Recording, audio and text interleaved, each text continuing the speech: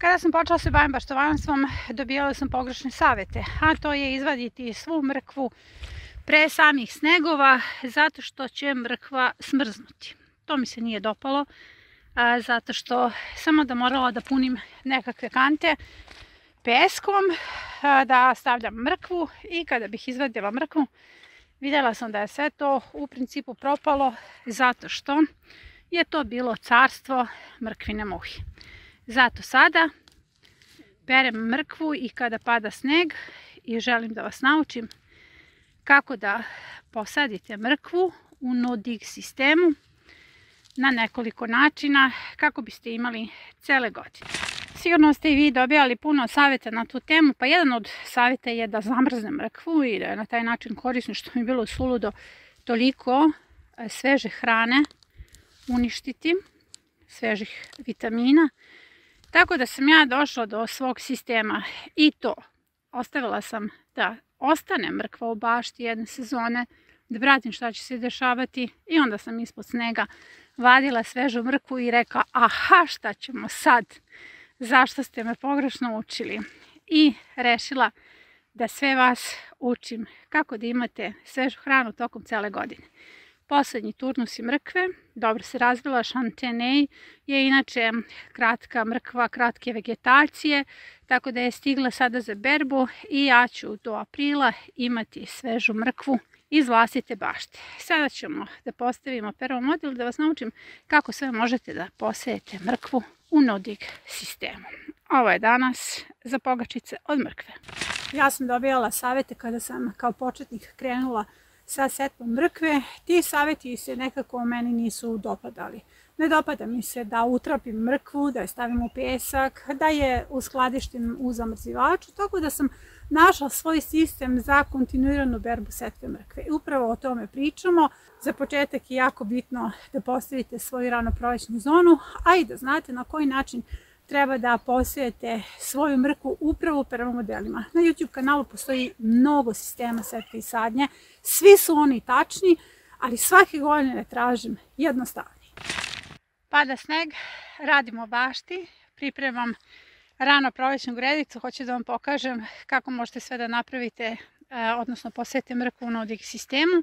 I moram da kažem da sam trenutno u svojoj teretani, iako oni koji idu u teretanu kazat će to nije isto, naravno da nije isto, ja udišem čist vazduh, a vi u teretani klimatizovan. Evo pogledajte šta sam ovdje odradila, ovaj deo je bila rano prolećna zona, nije uspela humifikacija, moram da idem od kabastog sloja u ovoj sezoni, tako da evo krećemo od početka. Kabasti sloj od svega onoga što imam u okruženju i što je bilo na toj gredici. Sada idem sa uslojavanjem permamodela i pokazat ću vam 3 načina na koje možete da obavite setvu mrkve u permamodelima. Da biste imali u kontinuitetu berbu sveže mrkve, potrebno je prvo da ste u no-dig sistemu i da uzonirate svoju baštu. Prvi turnus sejemo sada u decembru, pogledajte lekciju 1 gdje je objašnjeno kako i zašto sejemo mrkvu i koliko. Zatim u martu, u aprilu, u maju još potencijalno možemo sejati mrkvu, zatim u septembru i oktobru. Ovo što berem jeste oktobarska setva. Na ovaj sloj kabastog materijala stavit ću sloj sena koji je već odstajao, vidite tamo to što je sakupljeno i čeka mene da prebacim u baštu. Jedna od osnovnih stvari koja se smanjila od kada sam u permamodelima, odnosno no-dig sistemu, jeste broj alata. Pogledajte, ovo je ukupan broj alata koji sam nosila svaki put kada sam odlazila u svoju zemljanu biobaštu koja se kasnije malčirala. Sada je taj broj znatno redukovan. Sad u baštu dolazim sama sa vilama i osnovni alat su mi ruke. Dakle, stvari su se prilično promenile na bolje. Mnogo mi je lako da ponesem vile ili ih imam negde u bašti. Tako da osim kontinuirane setve i kontinuirane berbe, broj alata se znatno smanjio. Samim tim i ulaganja. Ovo što sam dovukla je sveži otkoz koji je dugo stajao na gomili. Sada je to već polurazgrađeno i aktivirano i stavit ću preko kabastog sloja. Onda me čeka kocka sena, jer ovdje idemo klasično uslojavanje, kabasti sloj, sveži otkoz, seno, stajnjak seno, zato što humifikacija na ovom prostoru nije bila uspešna i moram da krenem iz samog početka.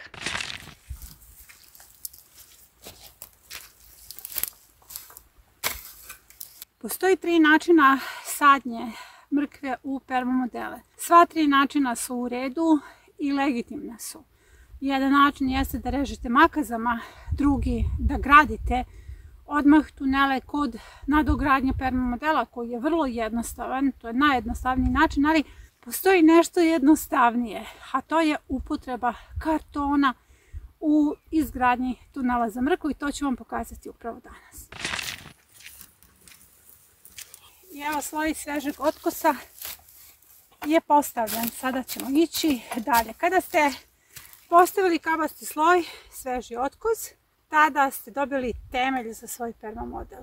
Onda idete seno, stajnjak sena. Sada ide prvi sloj sena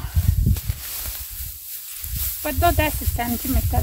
Mada mi je i donji sloj jako visok, tako da ću smanjiti nivo sena na 5. Nastavljamo kada kreiram permamodel. Evo ga, visok je 40 cm i treba da bude visok zato što nam ide zima i ovaj permamodel će pasti. Ono što zimi uslojavate mnogo više nego u rano proleće. Prvi sistem za setvu mrkve postavlja se kada potpuno postavite svoj permamodel, dakle stavili ste poslednji sloj sena i sada pravite tunele za mrkvu. Potrebne su vam makaze, ovaj sistem zovemo Nadinim sistemom jer je naš administrator Nada Radonić patentirala ovaj način postavke tunela koji je vrlo funkcionalan. Samo je važno da vam gornji sloj sena bude mekan, nemojte nikako kabasti sloj zato što ćete se prilično namučiti. Potrebno je rezati sloj sena do 10 cm dubine. Dakle, nama je potreban tunel do 10 cm koji se puni mešavinom. O toj mešavini ću posebno pričati. Ono što je nedostatak ovog sistema je što su poštovani bili zbunjeni kolika je dubina ovde važna. Zato osmišljavam stalno neki novi, možda jednostavniji sistem. Idemo sada na drugi sistem. Drugi sistem podrazumeva zidanje tunela. Objašnjeno u jednoj od epizoda koja se zove najjednostavniji način postavke tunela za mrkvu. Kabasti sloj, sloj trave, sloj sena, sloj đubriva koji sada viri ovde. Tada poslednji sloj podrazumeva zidanje tunela, poslednji sloj sena. Vidite kako sam ja uzidala svoj tunel i ja ću ovde samo sada da napunim mešavinom zemlje i moj tunel je spreman. Dubina je takođe 10 cm. Ovaj način takođe ima nedostatak jer nikome od vas nije bilo jasno kako da napunite tunel. E sada, postoji treći način koji bi trebao možda da eliminiše sve ove vaše poteškoće. Ovo su ti tuneli za mrkvu koji su u epizodi nastali zidanjem tunela i ispostavilo se da je ovo zaista funkcionalno. 10 cm dubine ne možete da pogrešite. Jedino što kod zidanja tunela se dešava da upotrebite veću količinu materijala, odnosno mešavina zemlja, kompost, pesak i đubrivo, sve ono što je potrebno za tu mešavinu, jer ne možete baš da kontrolišete širinu. Tunel ne mora da bude širok, najviše do 5 cm. Ovaj drugi tunel je postavljen na osnovu Nadinog sistema. U pitanju su makaze gde sam širila sena, punila zemljom i vrlo je funkcionalno do 10 cm dubine. Ono što može biti nedostatak jeste ako imate kabasto seno, onda je to zaista prava patnja. Ali mrkva nas uči o sistemima setve i sadnje u permamodelima jer zapravo sve ono što želite iz semena da uzgojite ide u tunele. Zato je važno da nađemo najjednostavniji način. Da bih uopšte postavila novi sistem izgradnje tunele za mrkve, potrebno je da zidam tunel. Ja sam dakle došla do faze zidanja tunela. Kada sam radila gornji sloj, napravila sam prostor za ubacivanje kartona. Da bih napravila ovaj model izgradnje tunela potreban mi je karton. Vodite računa koji karton upotrebljavate, ali upozorit ću vas da je karton u vašem domaćinstvu isključivo vaša odgovornost i da su permamodeli zero waste sistemi. Dakle, mi recikliramo sve ono što se može reciklirati i ono što ide u kompostere ide u permamodele. Skinite sav lepak ili bilo kakve spajalice sa njega da to ne završi u vašem komposteru i možete upotrebiti karton. A ono što sam ja napravila jeste, izrezala sam traku koja je do 40 cm širine, prerezala na pola zato što mi je potrebna ova dubina. To je dubina do 20 cm. Zašto? Zato što je to dubina tunela. Ja znam da vam je potreban do 10 cm tunel, ali ono što će trajno biti rješenje za vaše tunele za mrkvu jeste da odredite u startu dubinu rasta mrkve. Onog momenta kada mrkva preraste ovaj karton će se svakako raspasti u vašem permamodelu i naravno gliste jako vole papire i kartone. Vidite o čemu se radi. Ovaj karton samo sklizne unutar tunela i kada ga ubacimo, otvorimo, napunimo, pritisnemo. Jasno vam je tu i širina i dubina, zar ne? A i reciklirate kartone. Kada ubacite karton, vi tačno možete da kontrolišete širinu. Šire polje, uže polje. Na taj način štedite punjenje. Jer većina nema dovoljno ni komposta, ni đubriva, ni zemlje, a ovdje vam se tačno zna koliko punjenje treba da izgleda. Dobili ste jednu kutiju za punjenje i stvar je sada sa tunelima prilično jasna. Ovi tuneli su za mrkvu, paštrnjak, peršun, dakle one korenaste biljke koje idu u dubinu. Kada radite za rotkvice, spanać, bilo kakvu semensku setvu, tada vam nije potrebno ništa dublje od 5 cm, pa prema tome koristite nadnim sistem rezanja makasama. Evo vidite, sad je to spremno i eto, 5 cm, taman onoliko koliko mi treba. Vidite kako je to praktično. Sada imam tačnu meru koliko treba da punim. Evo, to je ta mera i što je najbolje od svega, možete sada da postavite ove tunele ako imate vremena, jer će se oni taman razgraditi, bit će dovoljno meki za mrkvu koja će rasti tamo negde od maja. U ovom delu idu tikvice, ovo je poseban model, tako da ću ovdje raditi 3 kratka tunela, a prvo da napunimo ovaj ispred nas. A sada postoji često pitanje i najčešća zbunjenost baštovana kako napraviti ovu mešavinu. Pa onda se to postaje pitanje da li mora pesak, koliko zemlje, koliko komposta, koliko pepela. Ja moram da vam kažem da je najvažnija stvar da se opustite. Vidite kako treba da izgleda ta zemlja, da bude rastresita. Mrkva je korenasto povrće koje treba da raste u finoj zemlji, što znači možete uzeti krtičnjake, staviti trećinu đubriva, jer mrkva, iako pripada drugoj kategoriji plodoreda, treba i dosta hrane, malo peska da razbije strukturu, jedna možda šaka, 2 peska, ali najvažnije od svega je da nekada pravim tunele samo zemlja i đubrivo, zato što je zemlja rastresita i dobra. Konkretno ovdje ja neću dodavati pesak, zato što je ovo dobro humificirano zemljište, odnosno uzela sam zemlju iz permamodela i nema nikakve potrebe da dodajem pesak. Ovdje je najvažnija stvar da razvijete vlastit osjećaj. Nećete napraviti grešku. Pesak služi samo da razbije strukturu. Njegova uloga je jedino u tome. On neće hraniti vašu mrkvu.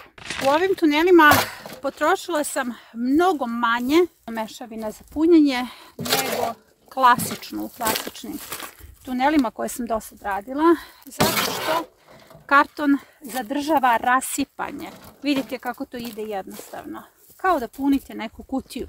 Ovo je vrlo dobro za početnike, zato što su vama važne precizne mere.